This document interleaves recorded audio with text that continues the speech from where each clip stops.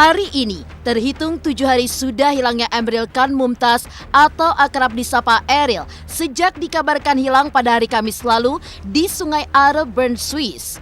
Upaya pencarian pun masih terus dilakukan dengan berbagai metode. Tapi kemarin, pihak keluarga Ridwan Kamil melalui perwakilannya menyatakan ikhlas atas takdir yang menimpa Ariel dan tengah berkonsultasi dengan ulama untuk melakukan syariat Islam terkait takdir Ariel. Hilangnya Ariel saat berenang di Sungai Are, kota Bern, Swiss memang menjadi perhatian banyak pihak termasuk WNI yang ada di Swiss. Dihubungi melalui sambungan video, Syarif Zapata, WNI yang bertempat tinggal tidak jauh dari lokasi kejadian, mengungkapkan kondisi kota Bern pasca 7 hari hilangnya Ariel. Di sisi lain, kesedihan Ridwan Kamil mendapatkan simpati dari wali kota Bern serta warga lokal yang ikut membantu menyelamatkan putrinya Zara. Di sisi lain, Syarif Zapata mengaku terkejut perihal aktivitas Ariel yang berenang di Sungai Are pada bulan Mei. Ada apa gerangan? Seperti apa pula Syarif mengungkapkan fakta Sungai Are yang menjadi lokasi hilangnya Ariel? Pemirsa, bersama Intens Investigasi, kami hadirkan kabar terkini, terpercaya, dan teraktual. Tetapi sebelumnya, jangan lupa untuk like, subscribe, dan juga share channel YouTube ini.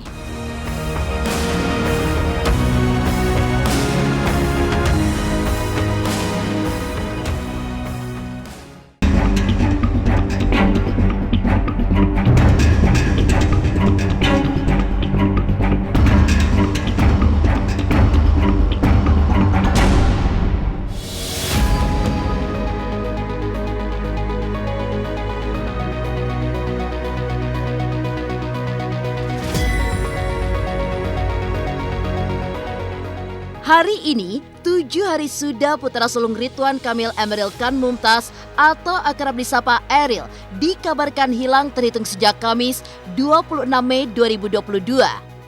Pihak kepolisian di kota Bern, Swiss terus melakukan pencarian dengan menggunakan berbagai metode. Di antaranya dengan metode jalan kaki, perahu, drone, dan juga menyelam. Ya, pencarian terhadap anak dari Gubernur Jawa Barat ini memang intens dilakukan mulai dari pagi hari yang mencakup 2 area penting, mulai dari Eihouse hingga Walensee. Selain itu, pencarian mendalam juga difokuskan di 2 area, yakni pintu air Zwellen Maiteli dan Engheide. Namun meski pencarian terus dilakukan, waktu 7 hari memang bukanlah waktu yang sebentar. Untuk itu, pihak keluarga Ridwan Kamil yang diwakilkan oleh Erwin Muniruzaman, kakak kandung Ridwan Kamil pun mengaku sudah ikhlas atas apapun takdir Ariel. Dan seperti inilah keterangan kakak kandung Ridwan Kamil yang disampaikan kemarin.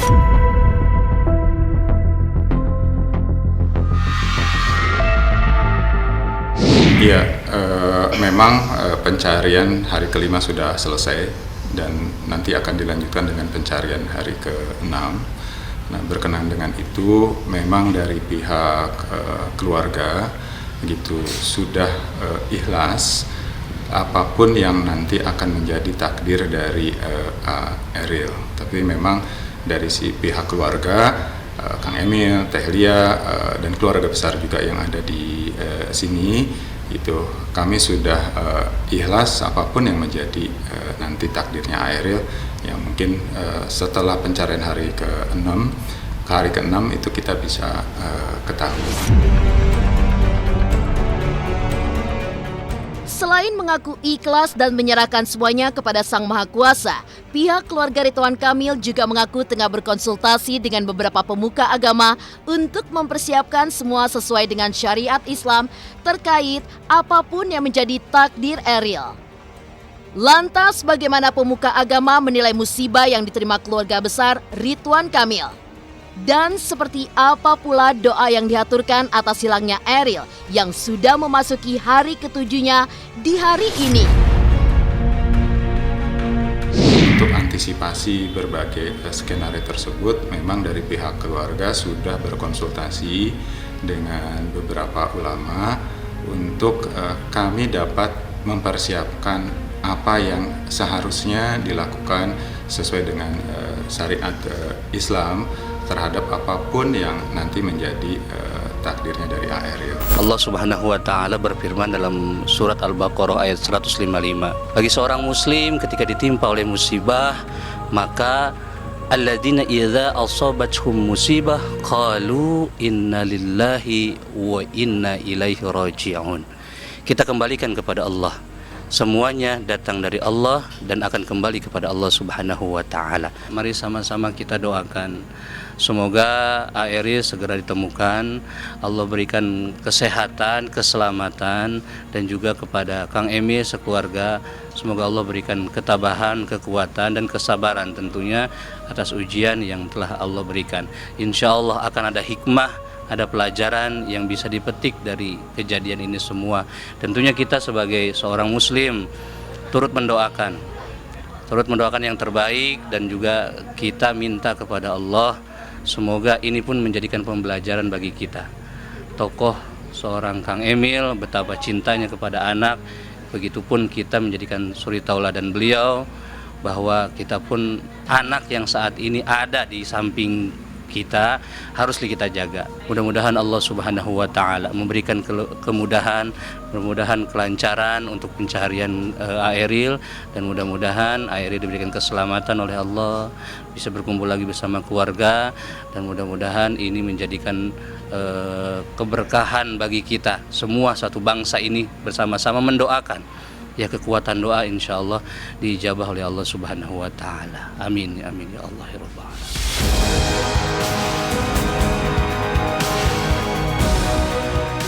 WNI yang berada di Swiss, Syarif Zapata, mengungkapkan kondisi kota Bern, Swiss di hari ke-7 hilangnya Aerial. Lantas, seperti apa kondisi kota Bern? Dan seperti apa pula reaksi Ridwan Kamil yang mendapatkan banyak dukungan mulai dari warga lokal maupun wali kota Bern? Pemirsa, pastikan tetap di Intens Investigasi. Dan jangan lupa untuk like, subscribe, dan juga share channel YouTube ini. Halo, aku Bunga Zainal. Saksikan terus Intens Investigasi yang tayang 3 kali sehari, Senin sampai Sabtu. Dan jangan lupa kalian like, share, dan subscribe.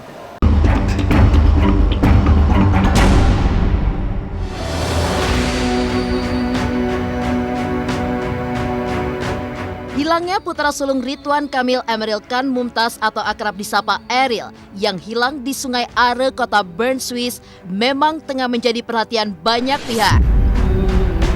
Ya, Aerial yang saat itu bermaksud untuk mencari perguruan tinggi di Swiss guna melanjutkan studi S2-nya, diketahui sempat mengunjungi Sungai Are bersama ibu, adik, dan juga rekannya. Namun sayangnya, saat berenang, Aerial terseret derasnya arus sungai yang membuatnya hilang dan belum juga diketemukan di hari ke-7 ini. Dan saat dikonfirmasi mengenai hal ini lewat sambungan video call, Syarif Zapata, salah satu WNI yang berada di Swiss pun mengungkapkan kondisi Swiss di hari ke-7 hilangnya Aerial. Biasa aja seperti hari-hari biasanya di Bern ya, maksudnya nggak ada yang spesial. Kayak aku tadi bilang tadi, nggak ada tim SAR yang aku lihat, karena juga orang mencarinya udah setelah 2 hari hilang itu pasti sudah lebih jauh daripada titik hilangnya. Makanya pada hari itu ya nggak ada terlihat aktivitas yang spesial ya. Jadi seperti hari-hari biasa aja. Aku taunya justru malah dari netizen di Indonesia karena dapat DM informasi tersebut. Terus baru 2 hari berikutnya aku baru ke Bern dan bikin liputan YouTube itu, dimana waktu itu aku nggak ngelihat ada tim SAR memang, karena mungkin lokasi pencariannya udah lebih lanjut ya, udah di lokasi yang agak lebih jauh daripada lokasi hilangnya.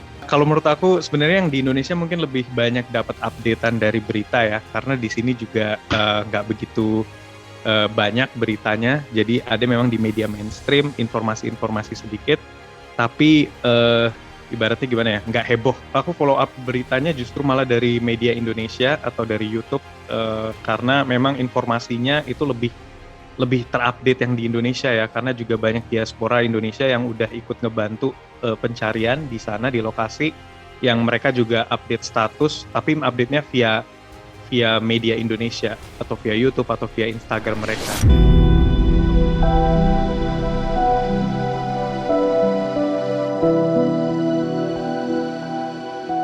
Ya, hilangnya Ariel memang menjadi perhatian banyak pihak. Syarif Zapata bahkan mengungkapkan jika beberapa masyarakat Indonesia di sana pun ikut membantu dalam pencarian Ariel. Tidak hanya itu, ayah Ariel, Ridwan Kamil pun mendatangi Sungai Are guna memantau langsung pencarian. Gubernur Jawa Barat itu pun sempat bertemu warga setempat Heinrich yang diketahui ikut andil dalam upaya menyelamatkan putri Ridwan Kamil Zahra yang saat itu juga ikut berenang bersama Ariel. Simpati juga diberikan oleh Wali Kota Bern, Alex van Gravenried, yang mendatangi langsung Ridwan Kamil di lokasi hilangnya sang anak.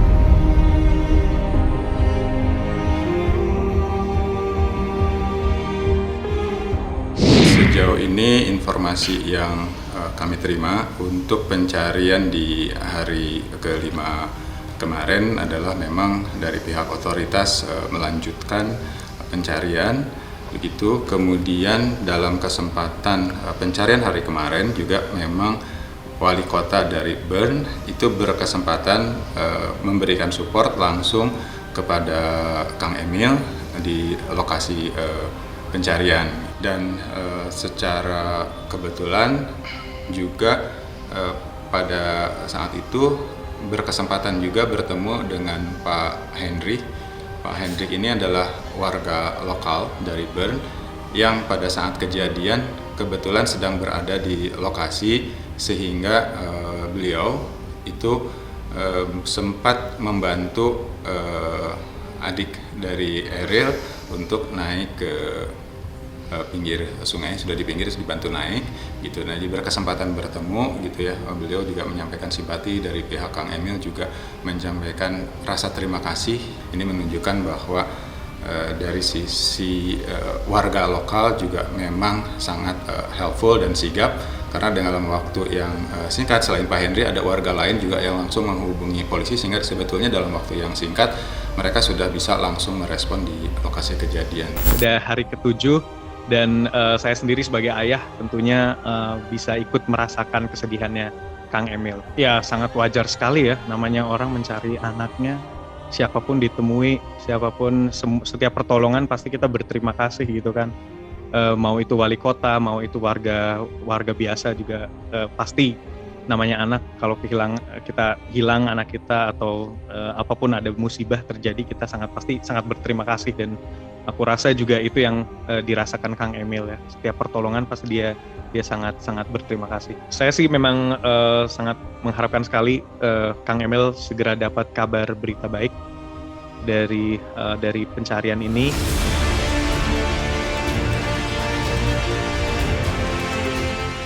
Di sisi lain, Syarif Zapata mengaku terkejut perihal aktivitas Ariel yang berenang di Sungai Are di bulan Mei. Ada apa gerangan? Dan seperti apa pula Syarif mengungkapkan fakta Sungai Are yang menjadi lokasi hilangnya Ariel? Pemirsa Intens Investigasi, jangan lupa untuk like, subscribe, dan juga share channel YouTube ini. Halo, saya Jiko Jericho. Saksikan terus Intens Investigasi yang tayang 3 kali sehari, Senin sampai Sabtu. Jangan lupa like, share, dan subscribe.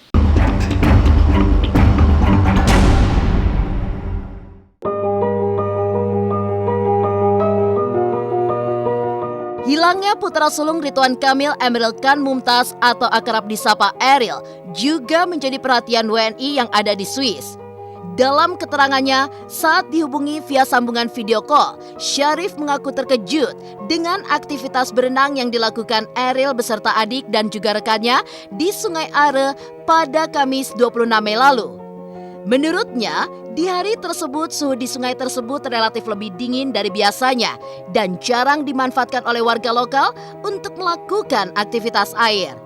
Meski begitu, Syarif menambahkan jika memang tak ada larangan untuk berenang di sana lantaran arus sungai dan lokasinya yang masih di pusat kota.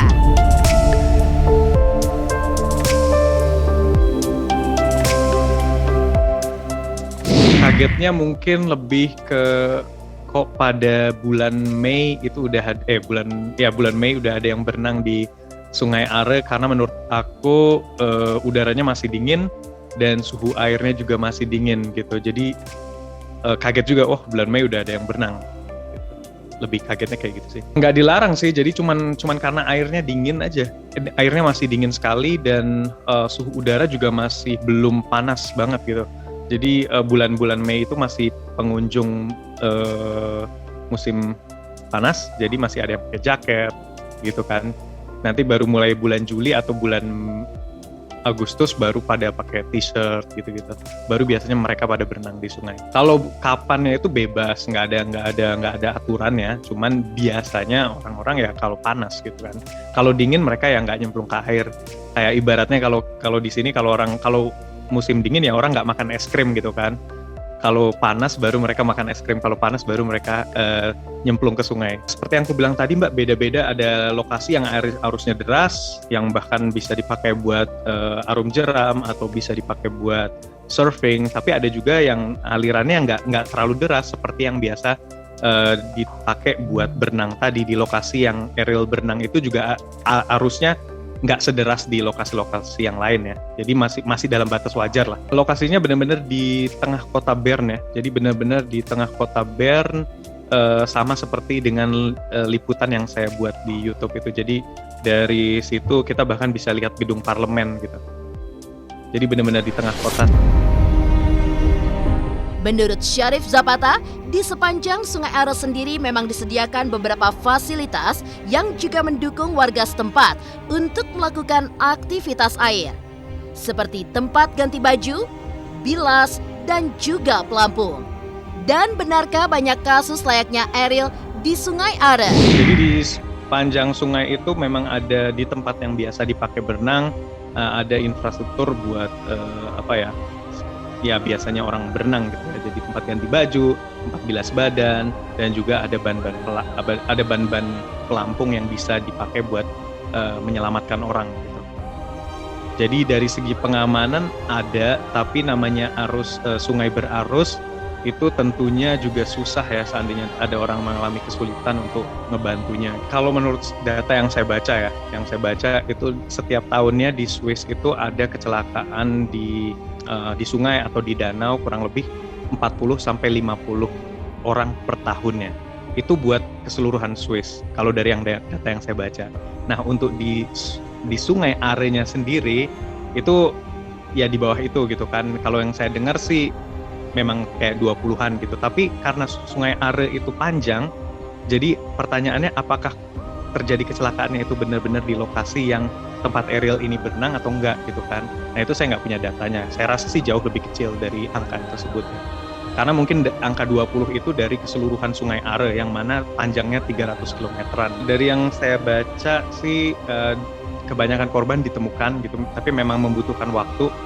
Ada yang ditemukannya satu hari setelahnya, ada yang ditemukannya 3 hari, ada yang sampai 2 minggu baru ditemukan. Jadi memang berbeda-beda. Tapi rata-rata ditemukan sih, sepengetahuan saya.